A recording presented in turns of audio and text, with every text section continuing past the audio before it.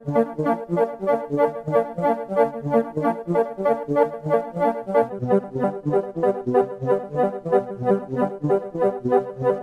is a Socialist News and Views special report.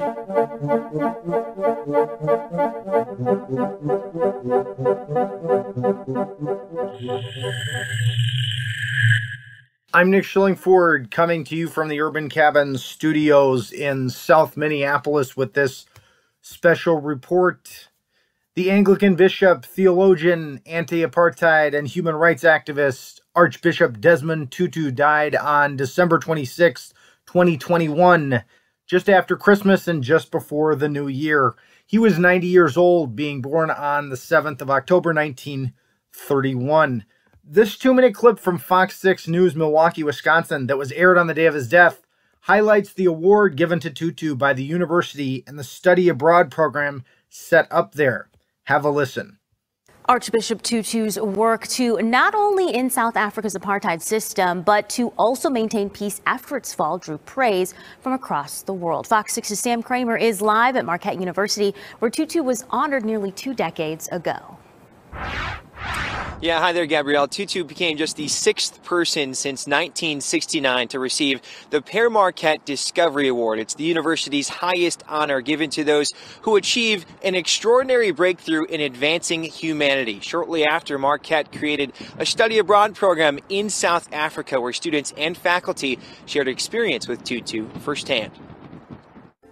In the eyes of those who knew him, he's probably one of the most extraordinary people I've ever met. Archbishop Desmond Tutu never gave in to fear. Robert Deal formed a relationship with Tutu, first as a Catholic priest in Cape Town, South Africa, where Tutu used his pulpit to advocate for black, mixed race, and Indian South Africans, all suffering during the apartheid. It was always his courage and his purpose to go where people hurt most and give them hope. After the apartheid's end in 1990, then President Nelson Mandela chose Tutu to chair the Truth and Reconciliation Commission, work that would ultimately lead to his Nobel Peace Prize. Both victim and victimizer would come and tell their stories and come to reconcile with each other and make peace rather than bloodshed. That's what brought Tutu to Marquette. He received the university's highest honor in 2003 for breakthrough work that advanced humanity.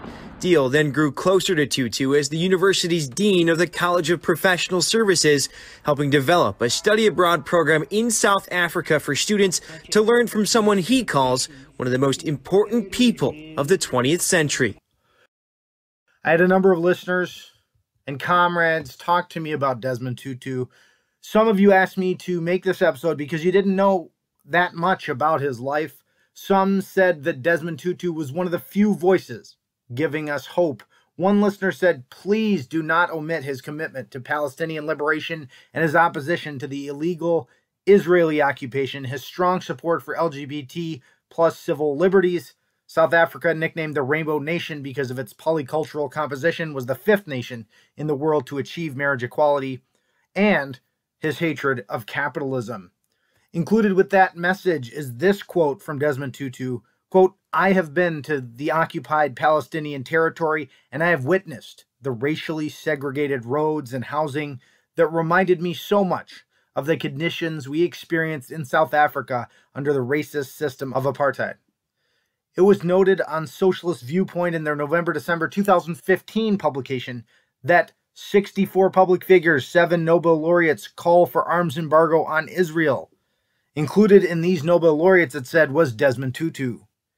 Here is another quote from Archbishop Desmond Tutu. Quote, I can't for the life of me imagine that God will say, I will punish you because you are black, you should have been white.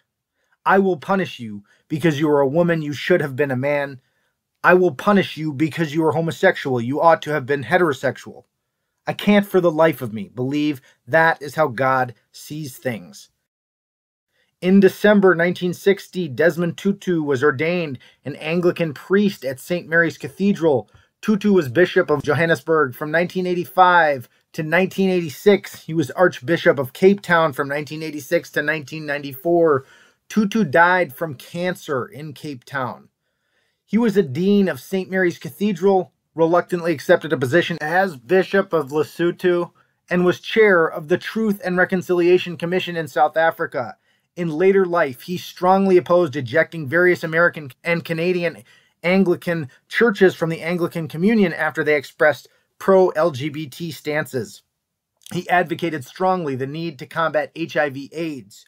According to Wikipedia, after the church's opposition to same-sex sexual acts was reaffirmed, Tutu wrote the Archbishop of Canterbury stating, quote, "I am ashamed to be an Anglican," end quote. In 2010, Tutu said he was retiring from public life. Again from Wikipedia, quote, in May 2013, he declared that he would no longer vote for the ANC, stating that while the party was, quote, very good at leading us in the struggle to be free from oppression, it had done a poor job in countering inequality, violence, and corruption, end quote. Desmond Tutu also spoke out against tar sands oil extraction in Canada and called for a boycott of companies financing climate change injustices. Jacobin has an article on December 29th of 2021, the title, Desmond Tutu Never Sold Out the Liberation Struggle. The article is by Clara and Lester and Carolee Osborne. The article says, after the death of the human rights activist and anti-apartheid campaigner, tributes came in from all over the world and across the political spectrum, but, quote, in the international press, most sought to sanitize Tutu's radicalism and present him purely as the Nobel Peace Laureate who championed rainbowism, the South African post-apartheid paradigm of forgiveness and reconciliation, end quote. The article singles out The Guardian as a liberal paper that also, quote, ignore his more radical political stances, end quote. In this category, the Jacobin article places drawing parallels between Israel-Palestinian conflict and apartheid South Africa, and his call for George Bush and Tony Blair to be tried as war criminals for the invasion of Iraq. But it says some criticisms of Desmond Tutu have been put forward by younger activists on Twitter who claim South Africa's Truth and Reconciliation Commission did not provide justice and closure for the majority because it failed to jail apartheid participants and did not redistribute the land. The article argues that Desmond Tutu was not responsible for any failings with the transitional justice process. The article says the ANC failed to implement many of the committee's recommendations. You can read the whole article on Jacobin.com. Another quote from Archbishop Desmond Tutu that was sent to us. Quote, I would refuse to go to a homophobic heaven. No, I would say sorry. I mean, I would much rather go to the other place, end quote. He said that at the launch of the Free and Equal campaign in Cape Town, and it appears to have first been reported in English press by the BBC in July 2013. Archbishop Desmond Tutu was also clearly anti-capitalist. He said, quote, I have said before and I say it again now that I hate capitalism and I want a system that is caring, that is sharing, that is compassionate, end quote. The Washington Post reported in 1986 that Desmond Tutu described himself as a socialist, saying, quote, all my experiences with capitalism, I'm afraid, have indicated that it encourages some of the worst features in people, eat or be eaten. It is underlined by the survival of the fittest. I can't buy that. I mean, maybe it's the awful face of capitalism, but I haven't seen the other face, end quote. And now we listen to a portion of a lecture from Desmond Tutu at Nehru Memorial Museum and Library in New Delhi on November 5th, 2013. This was the inaugural L.C. Jain Memorial Lecture. The lecture is labeled, We Have a Choice, which Tutu says he is paraphrasing from Dr. King. I remember going to San Francisco, and I was walking in the road, minding my own business as I always do. And this lady came up and she was quite effusive and warm, and she greeted me. Hello, Archbishop Mandela.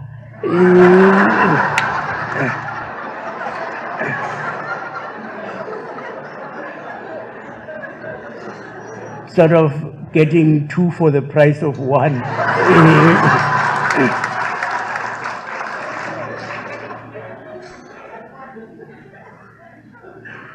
It really is a very, very great privilege and honor to have been asked to give this inaugural lecture. It gives me the opportunity of yet again expressing on behalf of millions and millions of my compatriots and on my own behalf our profound gratitude to you, people of India, for your distinguished part in our liberation. We in our country have won a great prize in our political freedom, as I indicated, assisted by the international community, egged on by yourselves. But it will be a precarious political freedom at very great risk if we do not do something drastic and quickly to narrow the gap between the poor and the rich, between the haves and the have-nots. We have made tremendous strides in so many, many areas.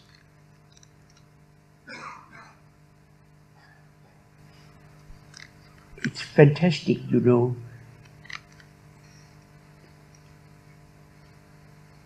In Cape Town, we live not very far from a high school, which before 1994 admitted only white pupils.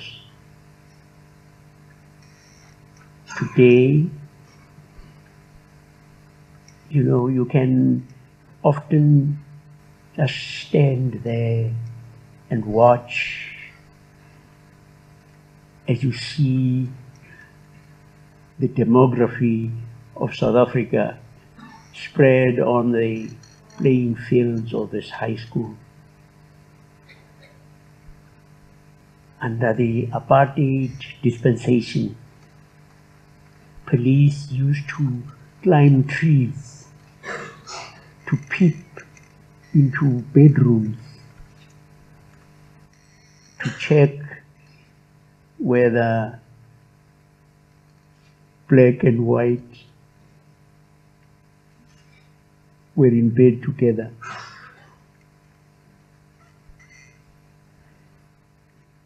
And today, you see mixed couples pushing a pram with a baby of undetermined hue inside. And so far as I can make out, the sky is still in place. Yes. We have come a very, very long way.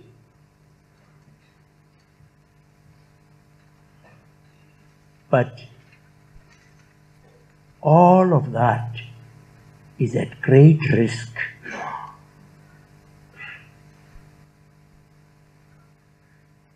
If we do not, in our country, narrow the gap between the poor and the rich, between the haves and the have-nots, we must recognize the poor amongst us as our sisters and brothers,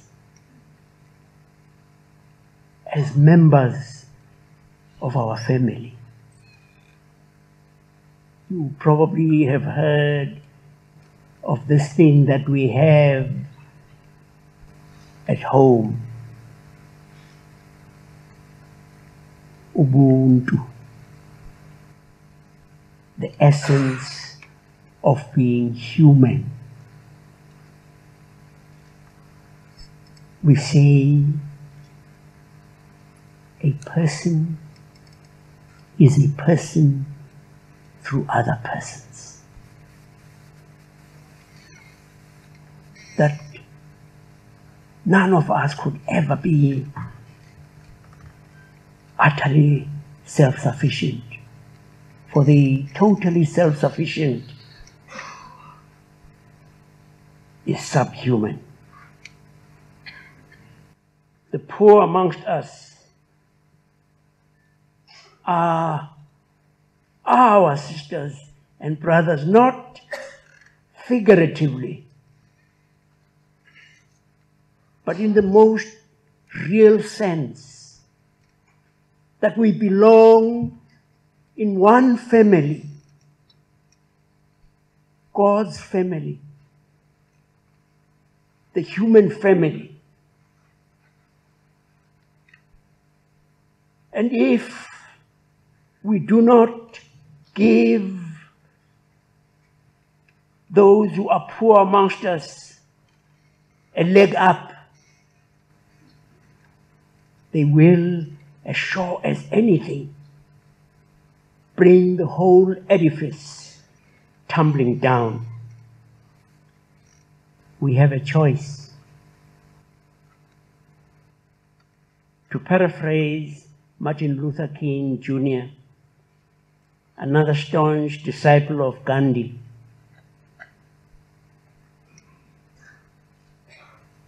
we have a choice. We can live, we can choose to live together as brothers and sisters, or perish together as fools. And that is our special report on Archbishop Desmond Tutu. I encourage everyone to do more research on this nonviolent, socialist, human rights defender, and moving speaker. We end this special report with a song from the 1992 film Serafina, starring Whoopi Goldberg. The song, Siyalele Mama, in English, Mother, We Are Under Attack. The lyrics of the song were written by Hugh Masekela.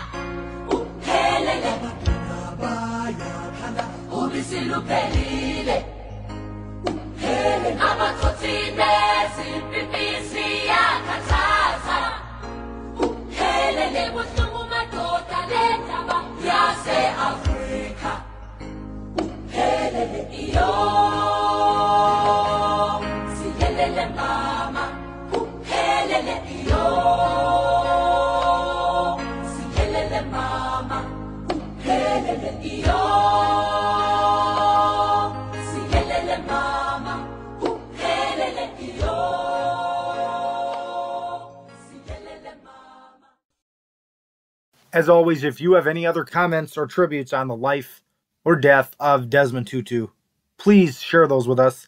You can find us on Facebook or send your thoughts to socialist.news.views@gmail.com. This has been a Socialist News and Views special report.